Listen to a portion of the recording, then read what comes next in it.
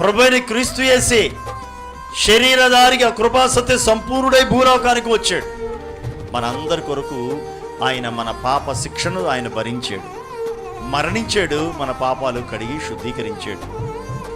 ఎవరైతే విశ్వాసంతో ఆయన యొక్క శిలువ త్యాగాన్ని, మరణాన్ని, రక్త బలియాగాన్ని అంగీకరిస్తారో అటు వారందరినీ పరిశుద్ధపరిచి దేవునితో సమాధానపరుస్తూ ఉన్నాడు ఆయన. Praise the Lord. వారి హృదయాలను పరిశుద్ధపరుస్తూ ఉన్నాడు.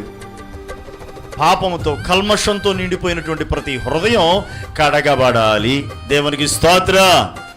మనిషిని హృదయం కడగబడితే ఆ మనుషుని యొక్క ఆత్మ దేవునితో ఐక్యపరచబడుతుంది, దేవునితో సమాధానపరచబడుతుంది. యుగ యుగాలు ఆ వ్యక్తి దేవునితో నివసిస్తాడు. ఒక వ్యక్తి దేవునితో యుగ యుగాలు జీవించాలంటే జరగవలసిన ఒక కార్యం ఉంది. అదేంటో తెలుసా?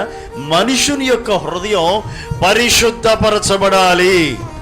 పరిశుద్ధపరచబడినటువంటి అనుభవాల్లో ఉండాలి, నీతిమత్వాన్ని పొందుకోవాలి.